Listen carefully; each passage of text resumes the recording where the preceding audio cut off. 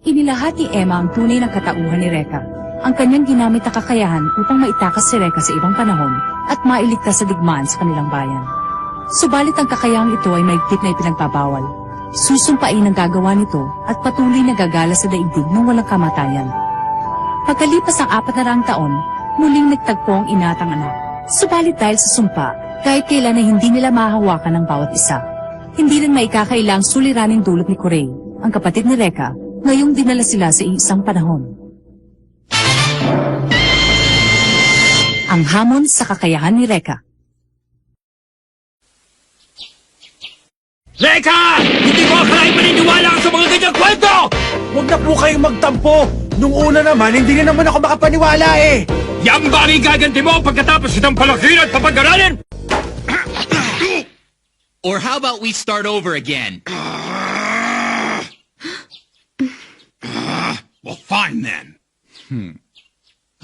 So when did you start lying through your teeth? Who you calling a liar? You better watch what you say, sonny boy. You're not too big for a good old spanking. At ikaw, bakit hindi mo sinabi sa akin ang totoo? Bakit pinaniwala mo ako na ikaw nga ang tatay ko?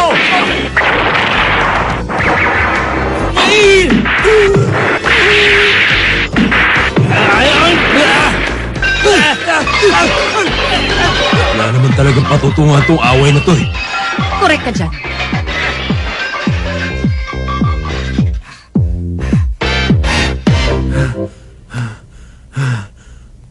Alam mo tay, hindi naman talaga ako galit sa'yo eh. Kung hindi dahil sa'yo, sa tingin ko hindi na ako nabuhay sa mundong ito. Kaya naman, gusto ko magpasalamat sa inyo. Dahil tinuring niyo akong tunay na anak. At sa lahat ng oras ay pinadama niyo sa akin ang inyong pagmamahal. Reka, anak. Ngayon sabihin niyo sa akin, paano ba talaga ako napunta sa bahay na ito? Yan ay kung hindi nyo ikasasama ng loob. Alam kong napakahirap tanggapin ako ang kanyang ina, lalo na't matagal na panahon din kami nagkawalay. Subalit, kung alam mo lang ang aking hirap sa paghahanap kay Reka, at ngayon nakita ko. Tama na. Pwede ba huwag ka nang umiyak? Ayokong nakakakita ng babaeng umiiyak eh. Ayoko rin naman maging kontrabida sa harap ninyong lahat. Tatay, Reka, makinig ka sa akin. Alam mo, 15 taon na nakakaraan at umuulang panahon.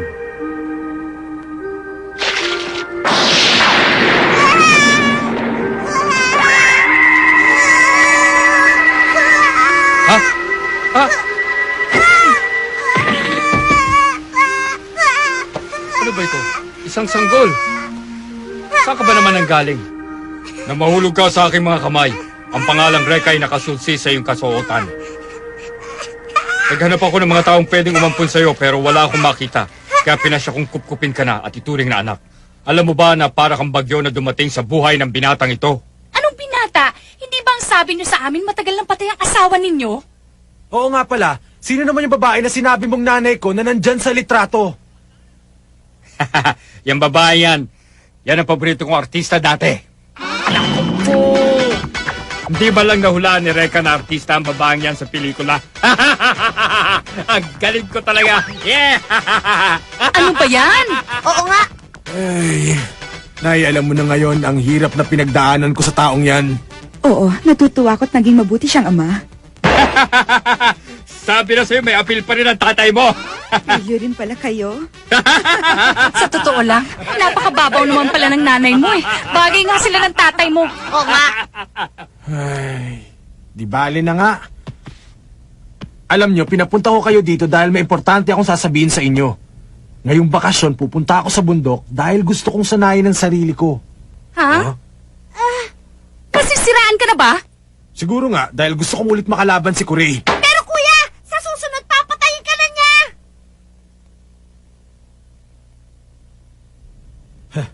Kahit naman tumakbo pa ako at magtago, hahanapin pa rin niya ako. Mabuti na yung handa. At isa pa, marami din silang hawak ng mga mahiwagang sandata at sagradong pergamino na dapat ay pinoprotektahan ko, hindi ba? Kailangan ko matalo si Kuray at mabawi ang lahat ng yun. At saka baka may mahanap din akong solusyon sa problema namin ng nanay ko. Gawin mo ang dapat mong gawin. Kailangan mong tapusin ang iyong mga tungkulin, Reka. Salamat, Tay. At habang wala ka, huwag kang mag-alala sa nanay mo. Pwede siyang tumira dito hanggat gusto niya. Ano bang mga kinahihiligan mong gawin? Mahilig akong mamana at gumawa ng tsaa. Huwag mong pormahan ang nanay ko!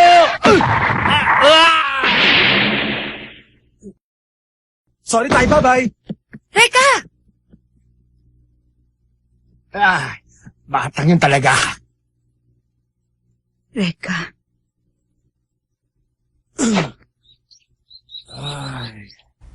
Simulan na natin. Prinsesa,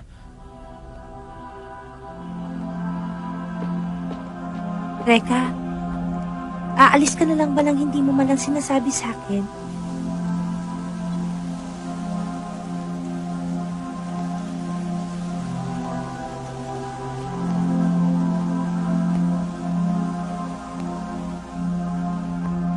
sorry Dahil ba delikado? Sorry talaga. Reka Hanabishi! Inuutos ko sa'yo! Mula ngayon, wala kang dapat itago sa akin kahit na gaano pa kadelikado gagawin mo. Maliwanag ba? Prinsesa? Hindi ako kasing hina ng iniisip mo. At pag humarap ka na sa mga pagsubok, alam ko makakatulong ako kahit paano. Tulong? Hindi mo naman kaya magluto para sa sarili mo, di ba? Sasama ka sa akin? Siyempre naman. Maximo, pwede ba tumulong ka naman sa pagtitinda ng bulaklak dito? Nanay naman, walang bibili sa atin kung ako magbabantay. At isa pa, may ginagawa ko eh. May ginagawa pala, ha? Sa iba ko na rin ibibigay ang allowance mo. Ang tigas ng ulo. Good morning, ha? Ah, kayo pala, nasa Tasha. Pwede ba, kutusan nyo na lang para sa akin? Kakainis. Kasi ayoko naman talagang iwan ng nanay na nag-iisa para lamang magsanay. Pero ayoko rin si Reka lang ang magiging sikat sa eskwela. Anong ginagawa mo dyan? Ha? Ira! Bakit kayo nandito? Ano? Inaano ba kita, Lola? Sabi ng nanay mo, kutusan daw kita eh. Max, saan ka ba pupunta para magsanay? Hindi ko alam ang sinasabi mo, Ira. Hindi ka magaling na artista. Heto, Ano yan? Regalo para sa akin? Ang bigat! Buti nga. Ito yung Kuchibasyo at Onis Chume. ang Kuchibasyo ay may huwagang sandata na mas mahusay pa sa kadelang karet. Kayang-kaya nito gawin ang anumang bagay na iuutos mula dito. Ang Honest Chume naman ay may 5 talim na parang kuko.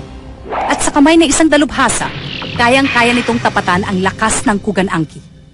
Nagpunta ako kay na Mr. Suko para tingnan ang tungkol dito. At nalaman ko na totoong sandata ng Hokage ang mga ito. Alam ko na. Gusto mo magsanay gamit ang mga santatang to, hindi ba? May pag-asa ka pa pala.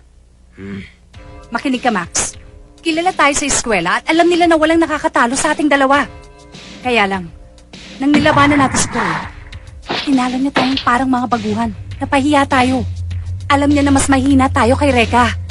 Pero kung gamit natin itong iba pang mahiwagang sandata, maaari tayong maging kasing galing ni Reka. Hindi ko alam kung anong binabalak mo pero iniisip ko, pwede din tayong pumunta sa bundok ngayon at sabay na magsasanay. Tayong dalawa lang sa bundok. Pwede ba magseryoso ka naman? Maganda yan. Hindi ako papayag na maungusan ni Reka sa pakikipaglaban. May pangalan ako sa eskwelahan na pinapangalagaan. Basta, huwag mong hahaluan ng kalokohan. Seryoso ako! Si Max pa walang pupulpo sa pagbumuka ng kuray na yan. May iba ang tingin mo sa akin, Ira. Tama. Nagkamali yata ako ah.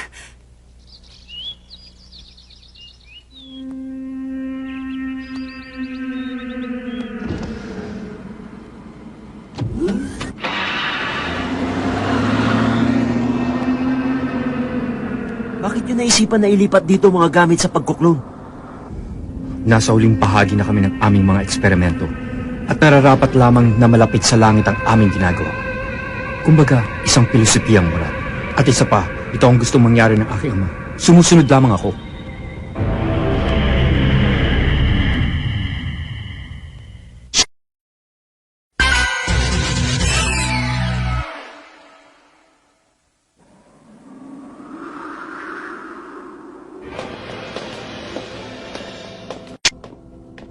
Ito ang aming cryogenic preservation systems. Lahat ng eksperimento upang madaya ang kamatayan ay nagsimula dito. Pagkatapos namin gumugol ng limpak-limpak na salapi at nagsagawa ng mga pag-aaral, ito na ang naging resulta. Ito ba ang mga clones sa mga tao? Oo, nagsisimula na rin kaming maghanda upang gumawa ng inyong clone. Kahanga-hanga. Mahal na Pangulo, kung nakikita ninyo ang biyayang idinudulot nito para sa inyo, ay itutuloy namin ang proseso ng paggawa ng inyong clone. Yun nga lang, may kakabit itong kaunting halaga. Sabihin mo, babayaran ko kahit na magkano. Sa wakas, matutupad na rin ang aking pangarap na maging isang immortal. Matutupad po ang inyong kahilingan. Opo, dito po tayo.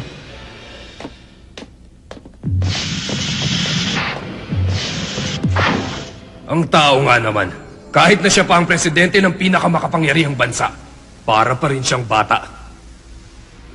Kahit na nagtagumpay kami sa paggawa ng mga taong clones, ibang-iba naman ang personalidad nila sa kanilang pinanggalingan. Sila ay mga mamahaling manikin lamang.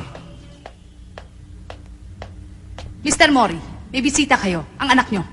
Si Kuray? Anong kailangan mo sa akin, Kuray? Binigo mo ako. Nagpapasok ka na ng estranghero sa aking palasyo. Pinakawalan mo pa ang babaeng manggagamot.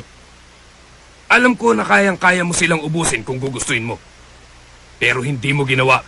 Huwag mong sabihin pagtataksilan mo na ang taong kumalinga sa iyo noon. Huwag ka mag-alala, ama ko. Kaya kong ibalik sa iyo ang babaeng yon.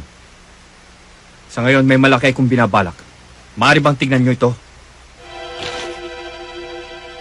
Ang nakatagong kasulatan ng mga Hokage. May sunog ang bahaging ito. Nitong mga nakaraang araw ay may nakalaban ako.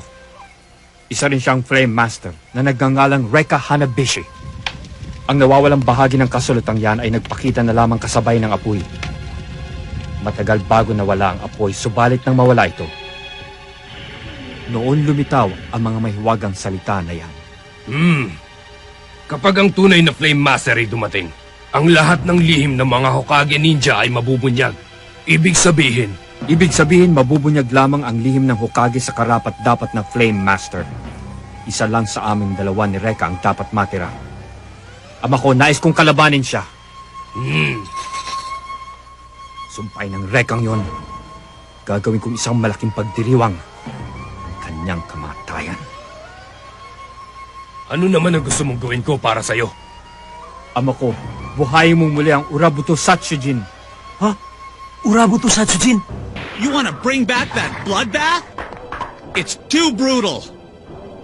Bueno, kung mabubunyag ang lihim ng Hokage at magbibigay sa akin ng buhay na walang kamatayan, hindi ako tututol. Yan ang nararapat na kanyang libingan.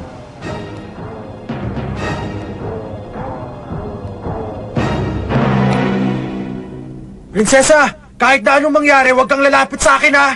O sige, pero bakit? Makikita mo mamaya. Ha? Huwag mong sabihin magsasanay ka na wala yung armband mo. Tama ka. Pero pag tinanggal mo yan, lalabas na naman yung mga nakakatakot na dragon. Naging maluwag sila sa'yo nung una, pero hindi ibig sabihin nun na pakakawalan ka pa nila uli. Nakahanda pa rin ako! Nakita ko ang isa sa mga dragon sa bahay ng aking ina noong isang araw. Ang araw na yon, hindi nang basta apoy ang lumabas sa aking braso. Ibang klaseng kapangyarihan. Kaya kailangan kong lumakas dahil kung hindi tiyak na matatalo ko ni Kurei. Kaya ngayon, kailangan harapin ko muli ang 8 dragon! Pero, Prinsesa, manood ka lang at huwag kang makikialam, ha? Diyan ka lang, huwag kang bababa dito.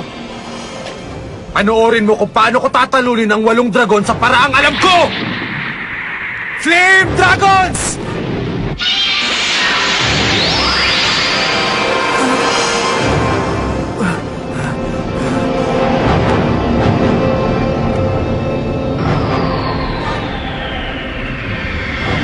nakakatakot. Hindi ko sila nakitang ganyan dati. Ngayon nalilisik ang mga mata nila sa galit. Si Reka kasi, padalos-dalos. Tingnan mo nga naman, may nabubuhay pa palang hangal na tatawag sa akin ay ikalawang ulit. Talaga bang nais mo magpakamatay, bata? Tama na! Hoy, ikaw na may bigote! Lumabas ka sa braso ko nung huli tayo makipaglaban, di ba? Ang galing nga ng bolang apoy na nagawa natin eh. Tingnan mo na, Tare. Pinalalaki mo lamang ang ulo ng hangal na batang ito. Patawarin mo ako, Beshi. Nagawa ko lamang yon dahil nababagot na ako. Wala akong pakialam kahit ano pa ang dahilan. Ang gusto ko lang ay lumakas. Kaya ibigay niyo ng inyong kapangyarihan. Magsisisi ka hambog at pagpalasan!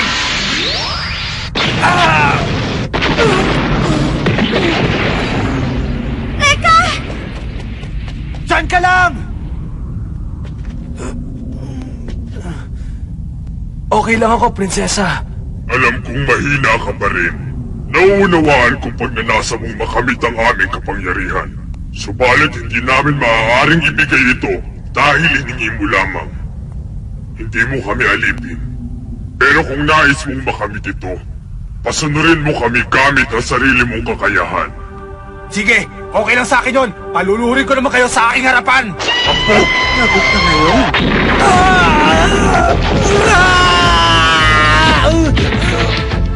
Reka! Masyadong mahina. Umalis na tayo dito.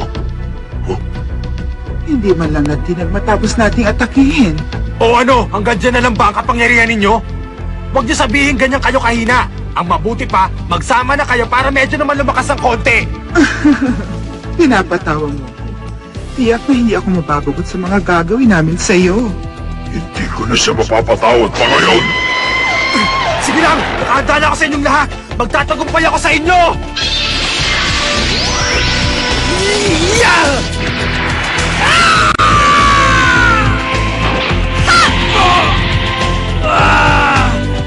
Aray ko naman! Pambihira ka naman, Lyra! Ba't mo naman tinutuo? At bakit hindi ko tutuhanin? Natatakot ka ba? Gamitin mo na lang ang Kuchibashi para labanan ako. Dahil kung hindi, maiiwan tayong nakatunganga sa laban nila Reka at Kurei. Nakuha mo ba? Nakuha ko na. Kung yan talaga ang gusto mo, ay paparamdam ko sa'yo ang bangis ng hagupit ng aking pag-ibig! Ang baduy mo talaga. Tumira ka na lang!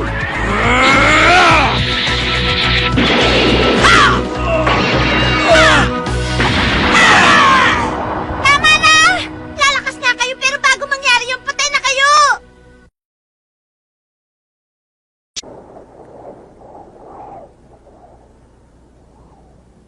Hindi ba dito nagsasani si Reka? Yun ang sabi niya. Kuya Reka! Wow! Ang cute ng aso! Huwag mong hawakan yan! Hindi yan ordinaryong aso. Dylan, nagsasanay ka rin sa sarili mo, no? Ba't siya nagagalit? Nakakatakot ang aso!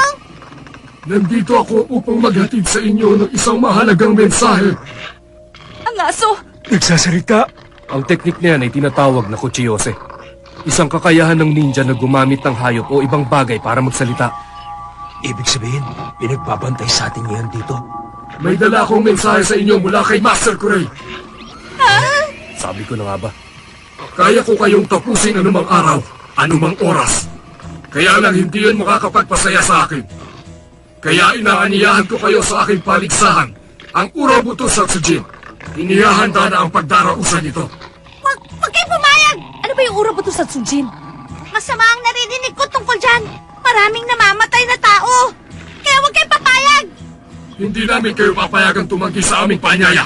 Dahil pag ginawa niyo yan, isang nakakakilabot na katapusan ang inyong mararanasan.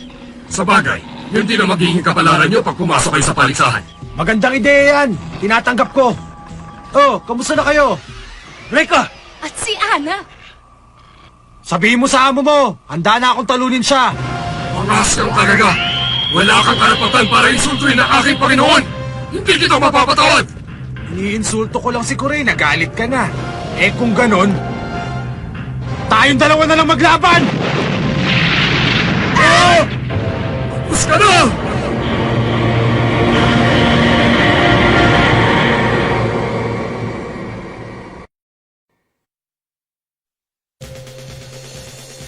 Underground Death Tournament? What the heck is that? I don't care if it's under or over, just as long as I get a shot at Kure. It's the perfect time to test my progress. Bring on the Arena of Death. Listen, even if we run, they'll hunt us down. So let's meet them head on. Next, Underground Death Tournament. The Hokage arrives. My heart is burning with fire.